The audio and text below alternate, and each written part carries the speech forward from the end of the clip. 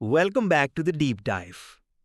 Okay, let's unpack this one today. We're diving into a story, a love story actually, that's considered truly immortal. It's all about unspoken feelings, really tough choices, and how society kind of shapes things. Yeah, we're pulling from a Hindi classic, Sai Ji de bhi Ajaj se it's roughly to the God of Sins by Bakal Gite. So our mission here is to get right to the heart of it, the story, the intense emotions, the big ideas, and give you a shortcut to understanding why this novel still hits so hard. It really is fascinating, isn't it? Just from the description, you get this sense of immense emotional weight. I mean, it's not just any book, it's celebrated, widely known as this immortal Hindi novel. Ji. And it's set in Allahabad, which gives it this great backdrop for a really deep, poignant story. It covers love, soul, sacrifice, and those, social conventions. Yeah. And right at the center, we have Chander and Sudha. These two characters are incredibly close. They study together. They're basically part of each other's every moment of life, as the source puts it. But here's where it gets really interesting, right? Their bond.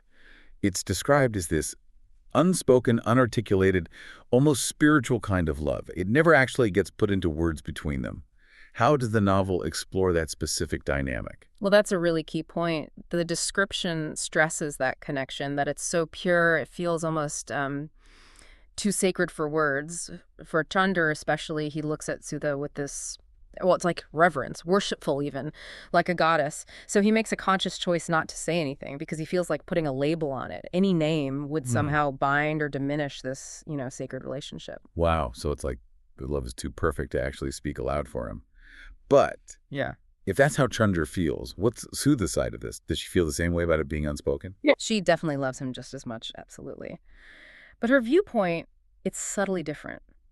While she gets the depth of their connection, that spiritual bond, she really wants it acknowledged, brought out into the open.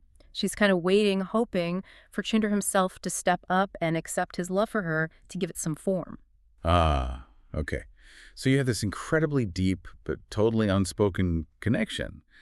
What happens then? I mean, if Chander doesn't act on what Sudha seems to be hoping for, this sounds like where things start to go wrong. That's exactly it, his silence. It comes from this place where he thinks he's not good enough for Sudha, and the source material flat out calls this his biggest mistake.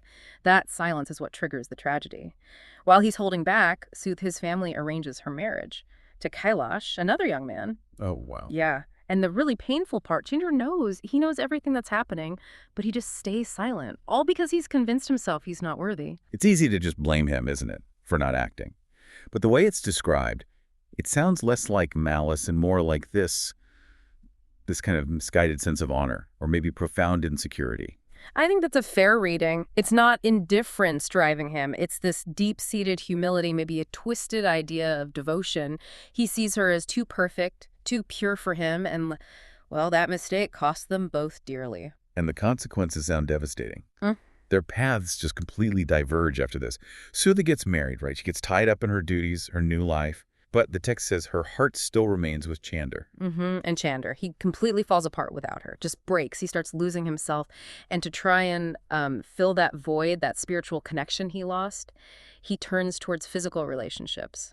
The description mentions women like Pami and Binti. But does that work for him? Does it fill the void? Not at all. It explicitly says every time he finds only emptiness and guilt, it's hollow. His soul just keeps searching for Sudha because, his real peace was always with her. It's a really tragic downward spiral for him. Yeah, it paints such a clear picture of just inescapable longing and regret. So if you zoom out, this whole story, Chander's pain, their unfulfilled connection, it really becomes this saga of a love that could neither be fulfilled nor end. It just stays with them forever in their souls. Exactly. That's how it's framed. A deep philosophical and emotional experience. And as a reader, you apparently get really drawn into that conflict. You feel entangled with the characters. There's a clear lesson here, too, a warning almost. If love isn't expressed when it needs to be, it can turn into lifelong pain. And what about the author, Doting?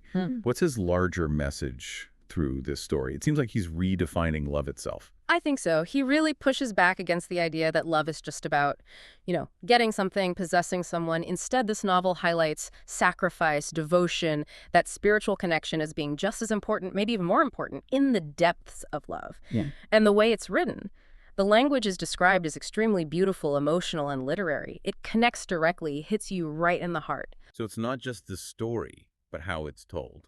Absolutely. And that leads to this final point from the description.